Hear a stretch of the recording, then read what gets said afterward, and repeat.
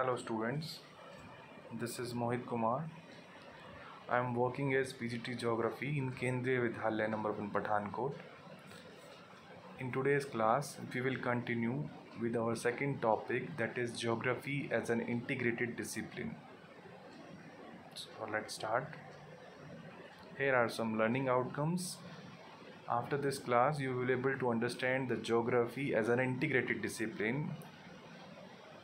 You will be able to distinguish geography as a discipline of synthesis and describe the importance of time in geography. So here is geography as an integrated discipline. तो चलिए, geography is a discipline of synthesis. देखिए geography क्या है, एक discipline है किसका, synthesis का. Synthesis क्या होता है कि हम बहुत सारे सब्जेक्ट से डाटा को डराइव करते हैं, उसको इंटीग्रेट करते हैं, फिर उसकी स्टडी करते हैं. जैसे अगर हम देखें तो अगर हम बात करें कि कुछ इस तरह से ये क्या हैं, कुछ अलग अलग साइंसेस हैं, नेचुरल एंड सोशल साइंसेस हैं. इनका हमने जो है इनसे हमने डाटा डराइव किया, इन सभी से डाटा डराइव किया और अल्टीमेटली हमने क्या आगे इसमें किया, उसको एक ज्योग्राफी सब्जेक्ट के रूप में स्टडी किया. ठीक है, तो इसलिए ज्योग्राफी क्या है, एक स्टडी है, एक डिसिप्लिन है ऑफ सिंथेसिस, जिसमें हम सिंथेसिस करते हैं. इसी से अपोजिट अगर हम बात करें, इसी का अपोजिट क्या होता है, एनालिसिस. तो एनालिसिस में क्या होता है, हम किसी एक चीज़ से हम उसका एनालिसिस करते हैं, बहुत सारे एस्पेक्ट्स उसके निकालते हैं, तो ये होता है एनालिसिस. तो हम लेकिन ज्योग्राफी क्या है, geography is the study of synthesis. It attempts spatial synthesis and history attempts temporal synthesis. जहाँ ज्योग्राफी जो है एक स्पेशियल सिंथेसिस की बात करती है, वहीं दूसरी तरफ हिस्ट्री जो है टेम्पोरल सिंथेसिस की बात करती है.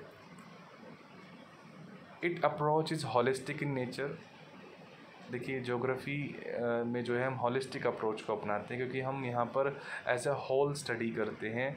हम सभी सब्जेक्ट की जो है उनके डाटा को डराइव करके उसकी स्टडी करते हैं, तो एज ए होल स्टडी करते हैं हम. It recognises the fact that the world is system of interdependency. तो ये भी रिकग्नाइज करता है कि जो वर्ल्ड है एक सिस्टम है इंटरडिपेंडेंसी का, यानी कि हर कोई अपने आप में इंडिपेंडेंट नहीं है, सभी इंटरडिपेंडेंट हैं, एक दूसरे पर डिपेंड करते हैं, क्योंकि हम आज एक ग्लोबल वर्ल्ड विलेज में जी रहे हैं. जो इस ग्लोबल विलेज में हम अपने आप को पूर्णतः नहीं मान सकते, अपने आप को 100% नहीं मान सकते, हम किसी न किसी रूप में दूसरे से डिपेंड करते हैं. इसलिए यही हमारे ज्योग्राफी को भी, ज्योग्राफी एज ए सब्जेक्ट भी हम इसी तरह से स्टडी करते हैं. हम इंटरडिपेंडेंसी की बात करते हैं और हमारे अदर सब्जेक्ट से डाटा डराइव करते हैं और उसको सिंथेसाइज करते हैं और उसका एक होलिस्टिक अप्रोच से उसकी हम स्टडी करते हैं. आगे देखते हैं. Geography as an integrated discipline has interface with numerous natural and social sciences. तो ज्योग्राफी एक इंटीग्रेटेड डिसिप्लिन के रूप में उसका बहुत सारा इंटर रिलेशनशिप है बहुत सारे नेचुरल एंड सोशल साइंसेज से.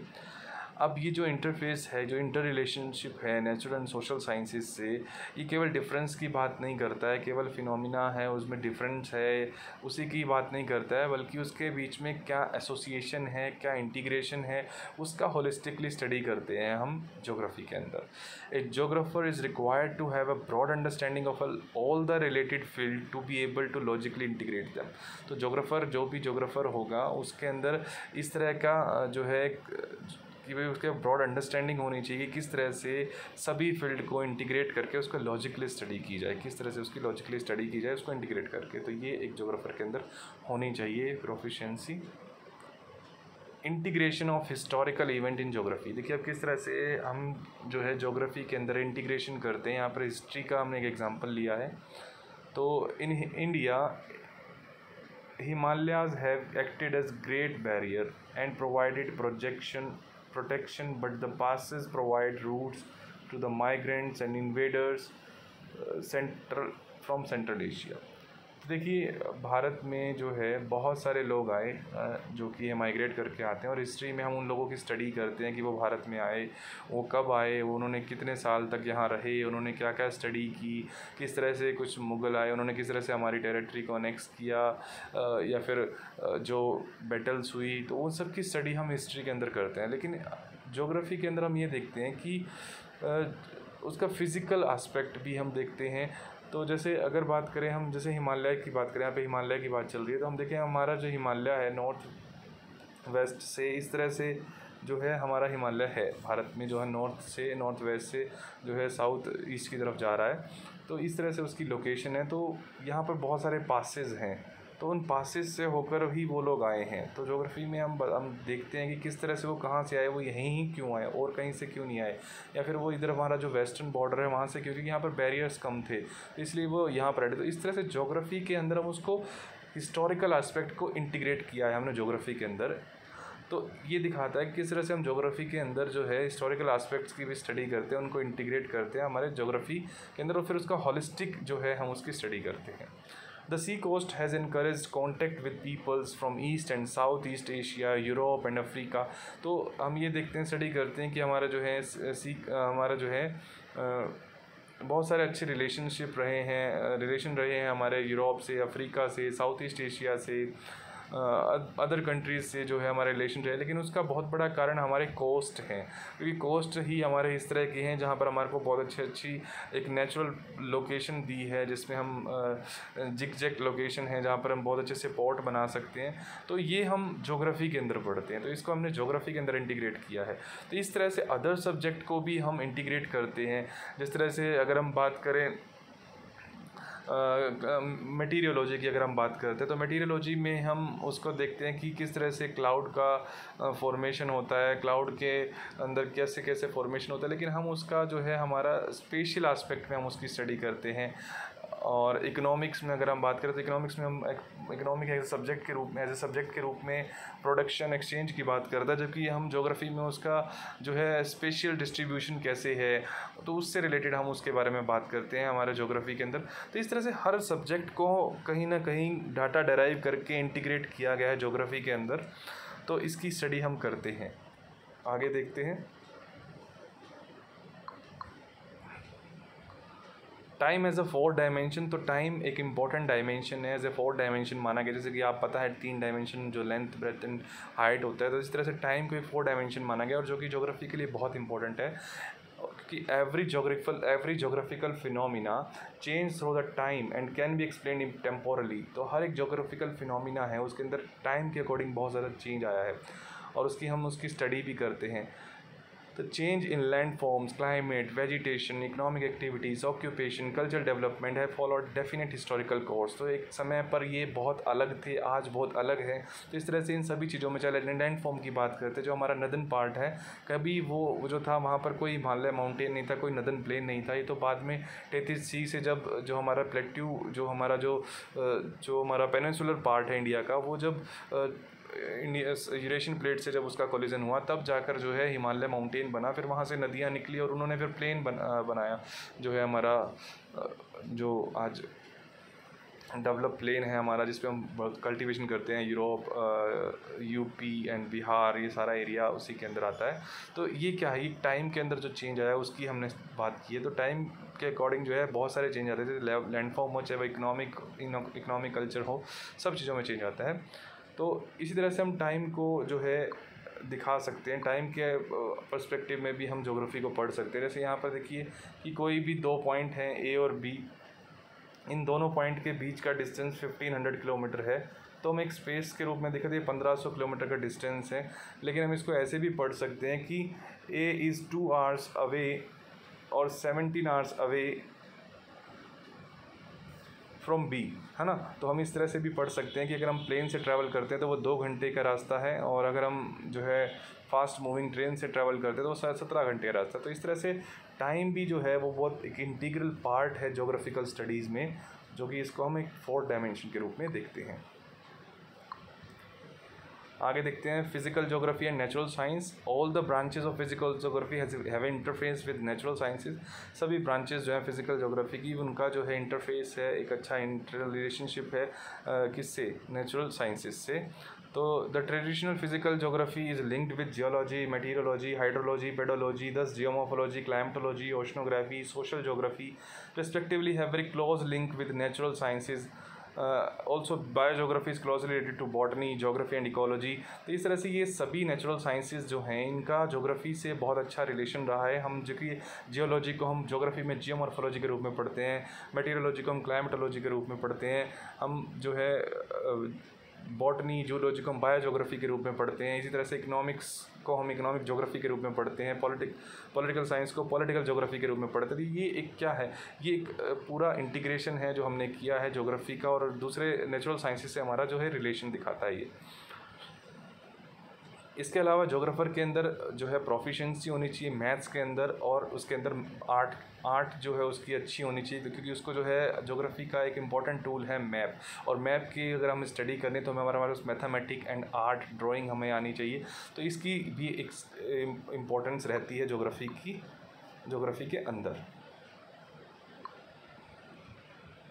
Geography is very much linked with the study of astronomical location and deals with latitude and longitude. So astronomical locations की भी ज्योग्राफी में हम स्टडी करते हैं, हम लैटिट्यूड लॉन्गिट्यूड के बारे में पढ़ते हैं, तो ये भी हमारे लिए बहुत इम्पोर्टेंट हो जाता है ज्योग्राफी के अंदर। आगे देखते हैं।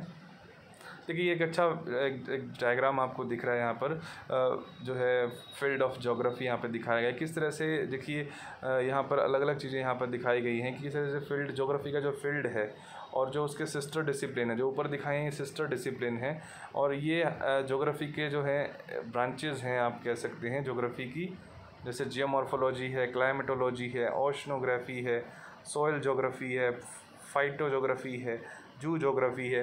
तो ये सभी जो है कहीं ना कहीं सिस्टर डिसिप्लिन से ही इन्होंने डाटा डेराइव किया है, जैसे जियोलॉजी से जियोमॉर्फोलॉजी में किया है, इसी तरह से मेटीरियोलॉजी से क्लाइमेटोलॉजी में, हाइड्रोलॉजी से ओशनोग्राफी में। अगर हम यहाँ पे सोशल साइंसेस की बात करें तो यहाँ पर पॉलिटिकल साइंस से पॉलिटिकल ज्योग्राफी, हिस्ट्री से हिस्टोरिकल ज्योग्राफी, सोशोलॉजी से सोशल ज्योग्राफी, और फिलोसफी से जोग्राफिकल थॉट। तो इस तरह से ये ज्योग्राफी एक डिसिप्लिन है जिसमें हम सिंथेसाइज करते हैं, इंटीग्रेटेड डिसिप्लिन की बात करते हैं।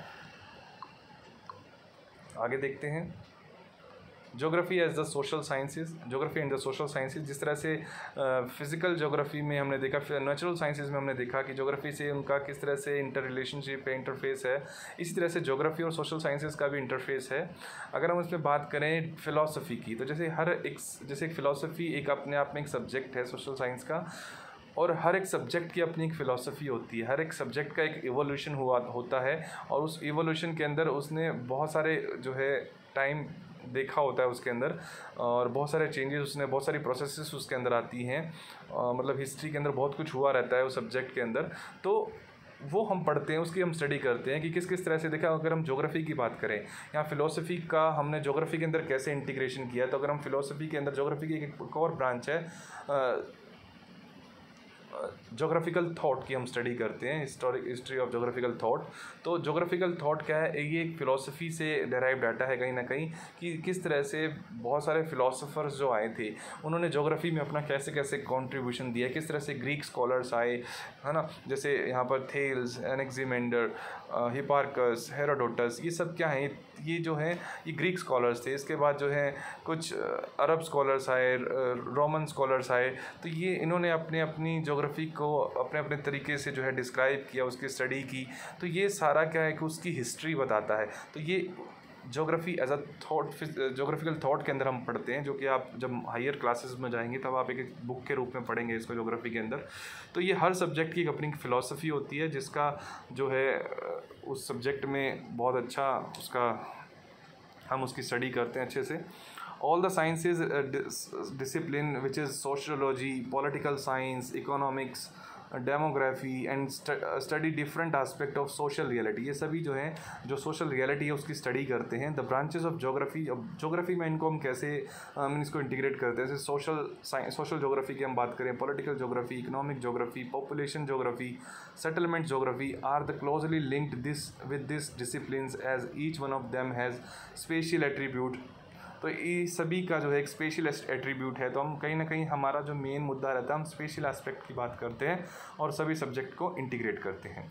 इसके बाद जो है geography has osmotic relationship with discipline. तो ऑस्मोटिक रिलेशनशिप क्या होता है कि ज्योग्राफी का एक हर एक डिसिप्लिन से एक अच्छा रिलेशन भी है। कहीं ना कहीं जो है हर एक सब्जेक्ट जो है अपने आप में उसकी इंडिविजुअलिटी है। इकोनॉमिक्स की अपनी इंडिविजुअलिटी है और इसके बाद हम बात करें सोशियोलॉजी की अपनी इंडिविजुअलिटी है, लेकिन हम उनसे डाटा डराइव करते हैं और उनकी स्टडी करते हैं। ऐसा नहीं है कि उसकी इंपॉर्टेंस कम हो जाती है या ज्योग्राफी की इंपॉर्टेंस कम हो जाती है, नहीं, दोनों की इंपॉर्टेंस अपने आप ही अच्छी बनी रहती है। जिस तरह से एक बॉडी है, बॉडी के अंदर लंग्स हैं, हार्ट है और इनके बीच में सर्कुलेशन होता रहता है, तो ऐसा नहीं है कि लंग्स इंपॉर्टेंट नहीं है या फिर हार्ट इंपॉर्टेंट नहीं है, तो नहीं, ये दोनों ही इंपॉर्टेंट है। तो इसी को हम बोलते हैं ऑस्मोटिक रिलेशनशिप और इसकी स्टडी भी हम ज्योग्राफी के अंदर करते हैं। तो चलिए इस टॉपिक पे इतना ही करते हैं हम आज के लिए इतना ही। Thank you.